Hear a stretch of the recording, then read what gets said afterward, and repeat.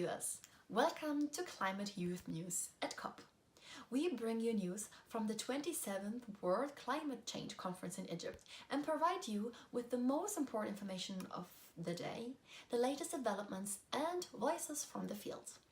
We start with a first contribution on the topic of the day.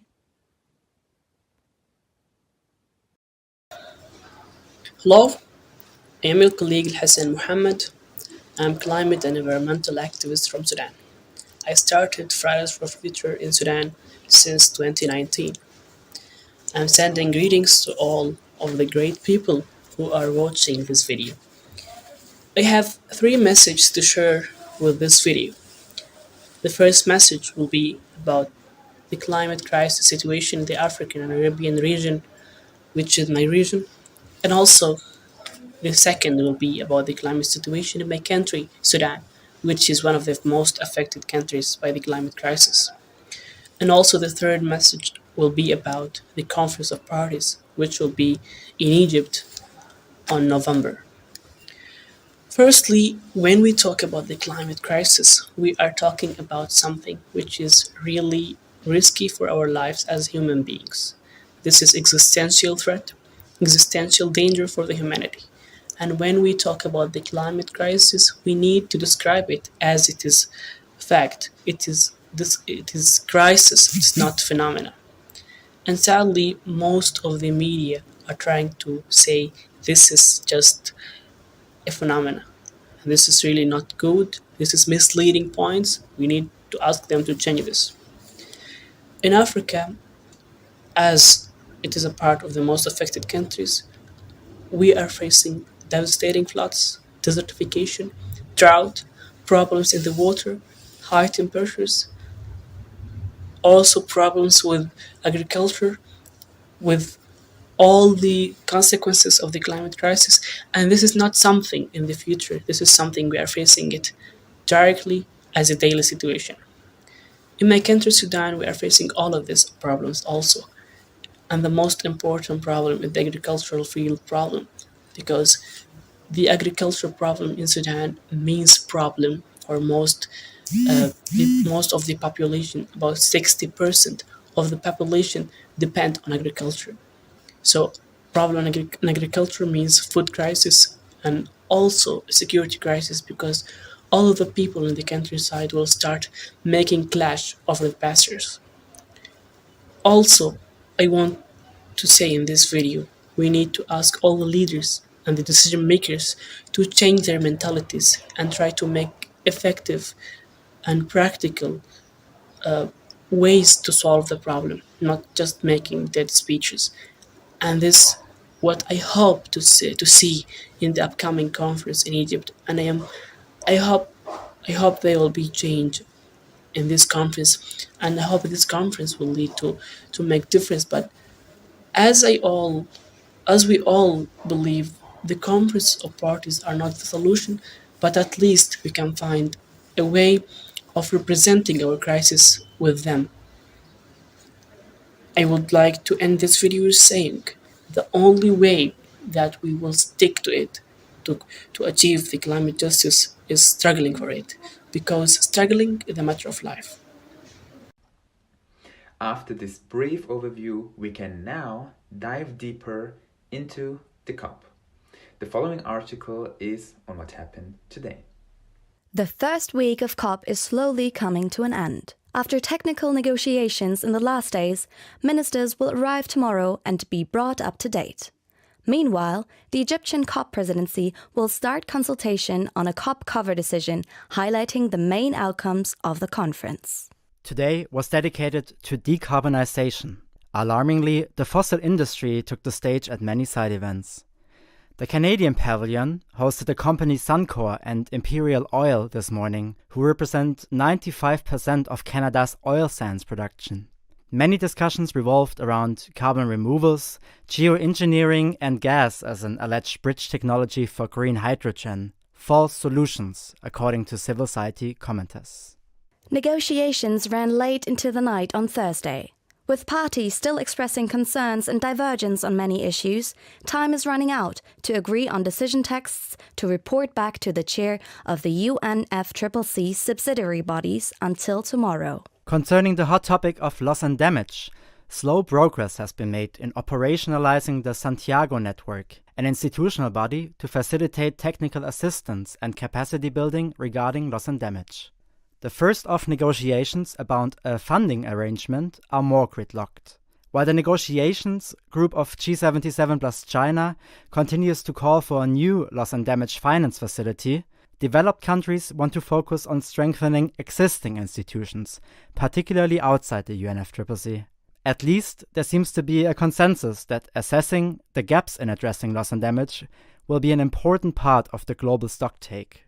The global stocktake will assess the progress towards goals of the Paris Agreement in 2023 and will be the focus of COP28. While the rich countries seem to be happy with such a procedural outcome, the G77 are united in pushing for concrete outcomes at this COP. Meanwhile, the world is lagging behind on mitigation pathways. Last year, all countries agreed on submitting a new and more ambitious NDC until 2022. NDCs are the nationally determined contributions to achieve the goals of the Paris Agreement. It became rather clear that the current targets, if realized, would likely only lead to a 2.4 to 2.7 degree pathway, far away from necessary 1.5. Until today, only 30 new NDCs were submitted, according to the Climate Action Tracker. More than 160 countries did not update their NDCs at all, including big emitters like the United States, Japan, and the European Union. Instead, the European Parliament just voted for a plan to repower the EU that allows practically any fossil fuel investment under the guise of guaranteeing the short-term security of supply, says the Climate Action Network. Energy security can only be achieved with renewables. A way forward could be just energy transition partnerships, short JETPs. They are fast-track projects for the decarbonization of developing economies with the help of industrialized economies. The first one with South Africa was established at last year's COP. New partnerships with Vietnam and Indonesia are expected to be announced until the end of the year. The negotiations for a new mitigation program have begun. Key issues are the timeline, whether to aim for sectoral decarbonization and to agree on concrete policy outcomes, such as a coal phase-out. The proposed solutions seem to center around two poles, supported by different interests and party groups. Either a minimalist plan or a robust 10-year program. It is unlikely this will get resolved this week, but options need to be refined to pass on to the ministers next week. Lastly, women in long striking blue dresses have been appearing at COP. They are part of the Flood the COP campaign, signaling the flood is coming. Finally, we have some important youth news for you. During yesterday's high-level opening of Youth and Future Generations Day, the youth constituency, Youngo, handed over the Global Youth Statement to UNFCCC Secretary Simon Steele. The statement is subtitled Declaration for Climate Justice and contains key demands around all big negotiation points. It is the result of consultation with youth online and of countless local conferences of the youth all around the globe. Way to go, youth! We have already learned a lot about the COP. We now switch to our editorial team on site, which is coming up with an exciting interview. Dear editors, who have you brought in with you this time? So my name is Charlene Mersai. I'm the National Environment Coordinator for the Republic of Palau.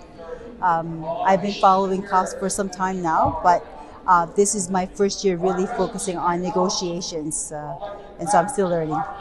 Yes. We all do. Yeah. Thank you. Thank you very much. So, what is the global goal of adaptation?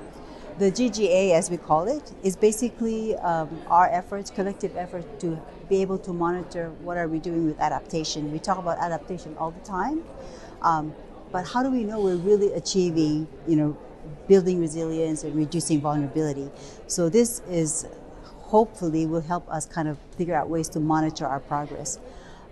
What's interesting is that for the first year, it seems like dialogue has been focused on process. We're hoping to turn that narrative around and bring back the conversation to say exactly what do we want to achieve so that when we decide on our indicators, we know we are meeting that particular collective target. Right now, there's 195 countries. Probably each of us have a different idea of what our deadline is or our end goal is. And we need to first have an agreement on what that target is and then talk about process. So for AOSIS, where my government is involved in, we would like to identify that sort of framework. What is the ultimate goal? What is the structure? And then I discuss the processes and the specific indicators.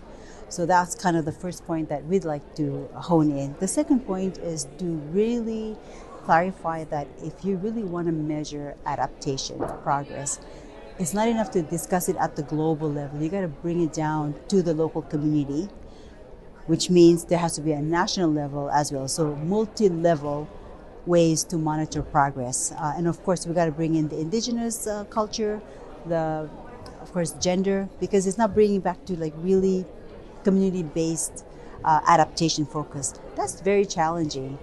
We're hoping that we'll have some kind of an agreement by the end of this week, so that next week we can start kind of developing how we can actually move forward rather than just kind of discussing where we left off at the last COP.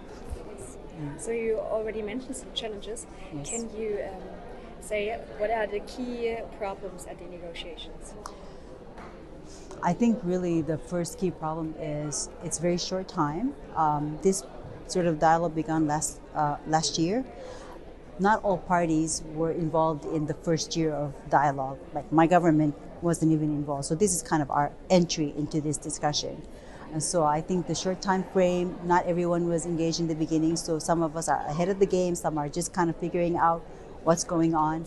But we all need to come up with some kind of decision by the end of this COP in order to have collective agreement on how to move forward before the next COP.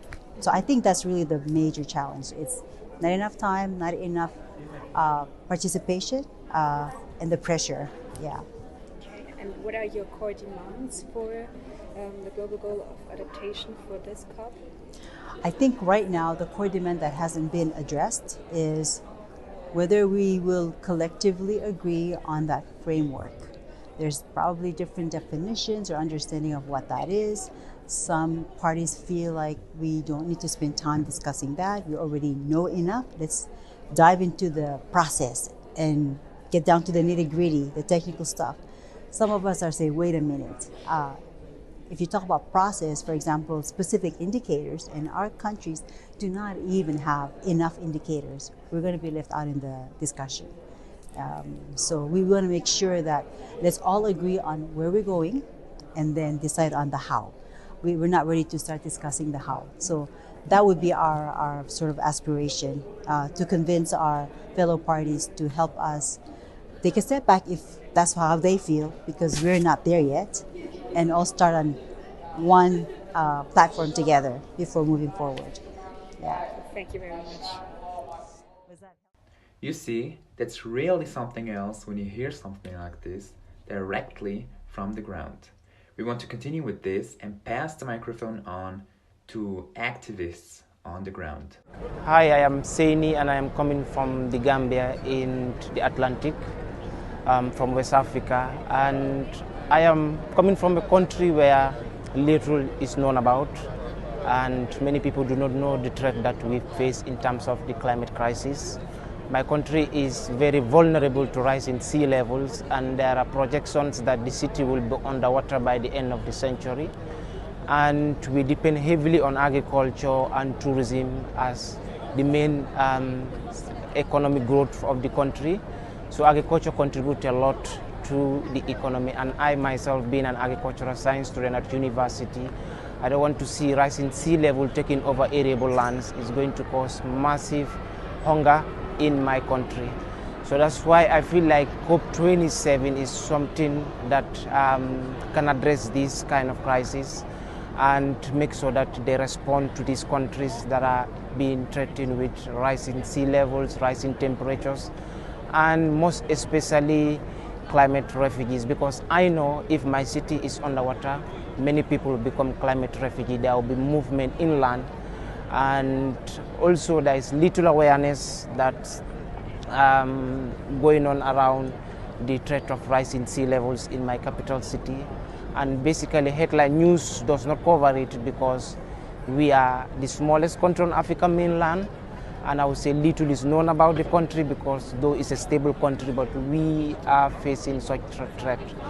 And these are one of our major concerns that we want global leaders to hear and to make sure that they act accordingly. Yeah. It's okay. Tomorrow, the thematic day for adaptation and agriculture is coming up. Moreover, we will hear the closing statements of the subsidiary bodies tomorrow, before the negotiations continue next week, with more high-level segments, hopefully reaching concrete conclusions.